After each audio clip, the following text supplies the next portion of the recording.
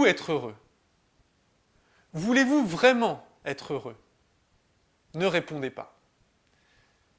Parce que contrairement aux idées reçues, contrairement aux apparences, être heureux, c'est pas si évident que ça.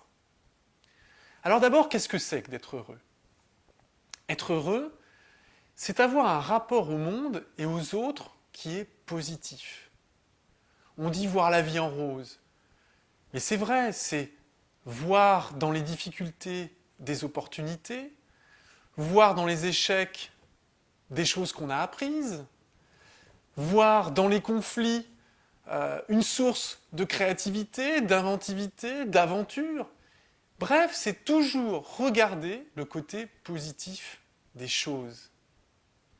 Et c'est avoir le sourire, et c'est accepter la vie et le mouvement de la vie.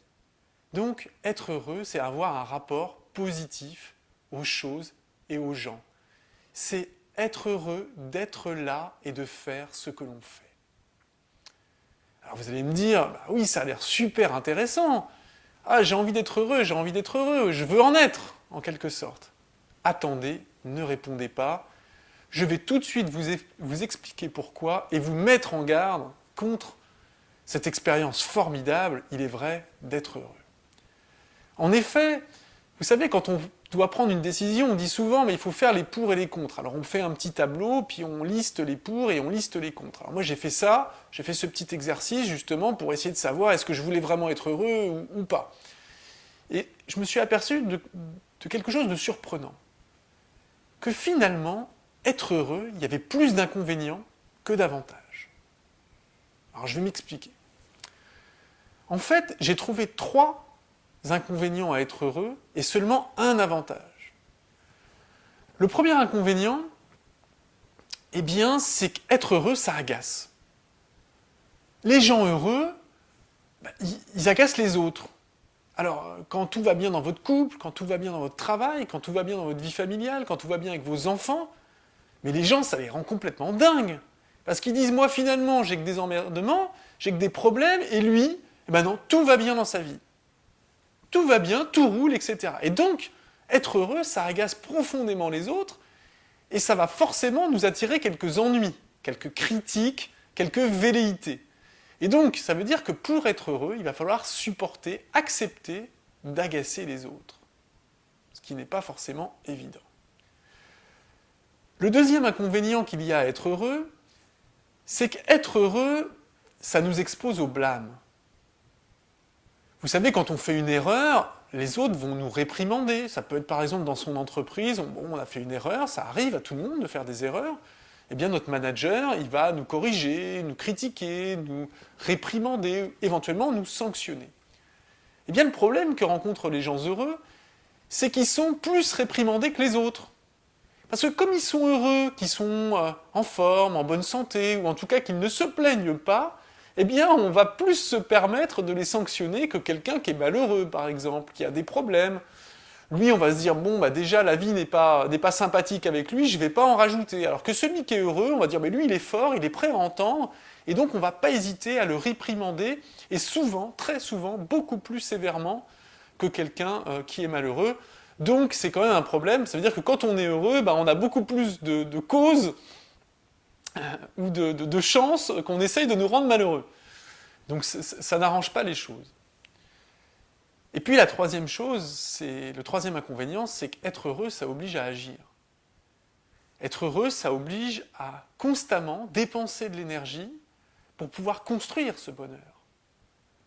Parce que cela soit notre santé, que cela soit nos relations de couple, que cela soit nos relations professionnelles, cela demande un effort constant pour maintenir des relations positives avec les autres. Il faut être à l'écoute, il faut négocier, il faut faire des compromis, il faut aider, accompagner. Et donc, ça nécessite une attention et une énergie de tous les instants. Un ami me disait récemment, après qu'on ait eu une discussion sur ce sujet, je comprends mieux pourquoi je suis toujours épuisé.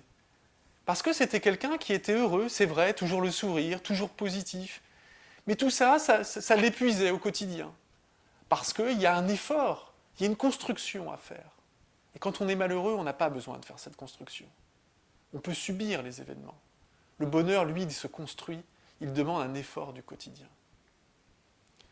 Alors, est-ce que vous voulez toujours être heureux? Maintenant, évidemment, on peut regarder les avantages. Être heureux, ça donne le sourire, ça met dans un état positif, de bien-être, de joie, ça nous fait voir plein d'opportunités. Donc ça vaut forcément le coup. Mais en tout cas, sachez avant de prendre votre décision, parce que je pense que le bonheur ou le malheur, quelles que soient les choses qui nous arrivent, parce que dans la vie, de toute façon, tous les hommes sont un jour confrontés à la douleur, à la difficulté, à l'échec, à la séparation, au deuil. C'est le lot quotidien de l'humain, de connaître ces événements-là. C'est le destin commun que de vivre tous ces événements, à divers degrés, certes, mais c'est notre destin commun.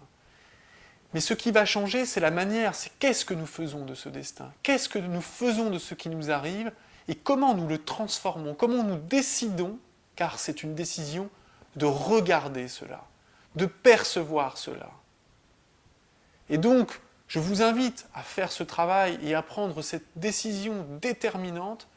Est-ce que je veux être heureux ou est-ce que je veux être malheureux? Est-ce que je choisis, quoi qu'il arrive, de regarder toujours le positif? Ou est-ce que je me laisse aller parfois à l'apitoiement et à la douleur?